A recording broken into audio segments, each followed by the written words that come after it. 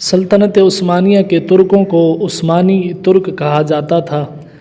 اور ان ترکوں کی چند ایسی خوبصورت اور بے مثال عادتیں تھیں کہ جن کے متعلق جان کر آپ کو بھی خوشی ہوگی اور فخر محسوس کریں گے، اور شاید آپ نے اس سے پہلے کبھی بھی ان کی ان بے مثال عادات کے متعلق نہ سنا ہو۔ تو آج کی اس ویڈیو میں ہم عثمانی ترکوں کی ان 5 خوبصورت عادتوں کے متعلق بتائیں گے کہ جن کے متعلق سن کر آپ خوشی محسوس کریں گے۔ اس سے پہلے ایک گزارش ہے کہ اگر آپ ہمارے چینل پر نئے ہیں تو ہمارے چینل کو سبسکرائب کریں۔ ان 5 عادات میں سے سب سے پہلی عادت ان کی یہ تھی کہ جب بھی ان کے ہاں کوئی مہمان آتا تو وہ مہمان کے سامنے قہوہ اور پانی پیش کرتے۔ اگر مہمان اپنا ہاتھ پانی کی طرف بڑھاتا تو وہ سمجھ جاتے کہ مہمان کو کھانے کی طلب ہے، تو وہ اس کے لیے اچھے کھانے کا انتظام کرتے، اور اگر مہمان اپنا ہاتھ قہوے کی طرف بڑھاتا اور قہوہ پیتا تو وہ سمجھ جاتے کہ مہمان کو کھانے کی طلب نہیں ہے۔ تو اس طرح وہ مہمان کے سامنے پانی اور قہوہ پیش کر کے اس کے کھانے کی طلب کو معلوم کر لیا کرتے تھے کہ مہمان کو کھانے کی طلب ہے یا نہیں۔ ان کی دوسری عادت یہ تھی کہ وہ گھر کے باہر پھول رکھا کرتے تھے۔ اب وہ پھول مختلف رنگ کے ہوتے اور پھولوں کے رنگ سے ان کا مقصد جانا جا سکتا تھا۔ مثال کے طور پہ اگر کسی گھر کے سامنے پیلے رنگ کے پھول رکھے ہوئے ہوتے تو اس کا مطلب یہ ہوتا کہ اس گھر میں مریض موجود ہے، اس لیے شور شرابہ نہ کیا جائے جس سے مریض کو تکلیف ہو۔ اور ہاں، اگر آپ مریض کی عیادت کے لیے آنا چاہیں تو آپ آ سکتے ہیں۔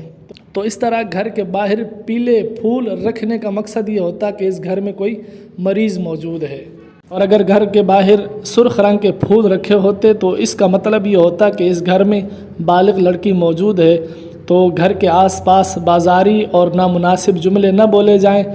اور اگر کوئی نکاح کا پیغام دینا چاہتا ہے تو وہ آ سکتا ہے۔ اسی طرح ان کی تیسری عادت یہ تھی کہ گھر کے باہر 2 قسم کے ڈور بیل یعنی گھنٹی نما ہتھوڑے ہوتے، ایک چھوٹا اور ایک بڑا۔ اگر بڑا ہتھوڑا بجتا تو وہ اس بات کی طرف اشارہ ہوتا کہ گھر کے باہر کوئی مرد آیا ہے، تو اس لیے اس کے استقبال کے لیے گھر کا کوئی مرد ہی جاتا اور وہ دروازہ کھولتا اور اسے ویلکم کہتا۔ اور اگر گھر کے باہر موجود چھوٹا ہتھوڑا بجتا تو پھر وہ اس بات کا اشارہ ہوتا کہ باہر دروازے پر کوئی خاتون آئی ہے، تو گھر کی کوئی خاتون باہر جا کر اس کا استقبال کرتی اور اسے خوش آمدید کہتی۔ اسی طرح عثمانی ترکوں کے صدقہ دینے کا انداز بھی کمال تھا، اور وہ اس طرح تھا کہ جو اس وقت کے مالدار اور پیسے والے لوگ ہوتے وہ دکانداروں اور سبزی فروشوں کے ہاں اپنے نام کا کھاتا کھلوا لیتے، اور جب بھی کوئی ضرورت مند یا حاجت مند راشن لینے یا سبزی لینے دکاندار کے پاس آتا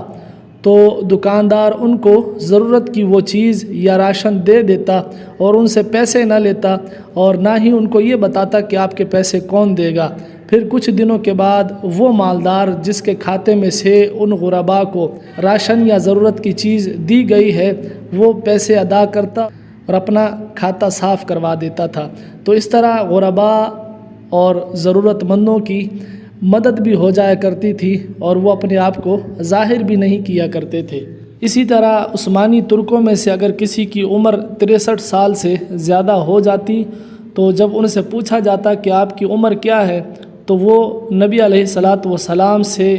حیا اور ان کے ادب کی وجہ سے یہ نہیں کہتے تھے کہ ہماری عمر 63 سال سے زیادہ ہے، بلکہ وہ محبت اور ادب کی وجہ سے یہ کہا کرتے تھے کہ بیٹا ہم حد سے آگے بڑھ چکے ہیں۔ تو یہ رسول اللہ صلی اللہ علیہ وسلم سے ان کی محبت تھی، اور آقا علیہ الصلاۃ والسلام کا ادب تھا کہ وہ عمر بتاتے ہوئے بھی یہ نہیں کہتے تھے کہ ہماری عمر 63 سال سے زیادہ ہے، بلکہ یہ کہہ دیتے کہ ہم حد سے بڑھ چکے ہیں۔ تو یہ وہ 5 عادات تھیں عثمانی ترکوں کی جو بہت ہی خوبصورت اور بے مثال عادات ہیں۔ یہی وجہ ہے کہ یہود و نصارہ نے سلطنت عثمانیہ کے غداروں سے مل کر اس کے ٹکڑے کر دیے اور اس طرح مسلمانوں کو الگ الگ کر دیا۔ اللہ تعالیٰ مسلمانوں کو پھر سے متحد ہونے اور یہود و نصارہ کا مقابلہ کرنے کی توفیق عطا فرمائے۔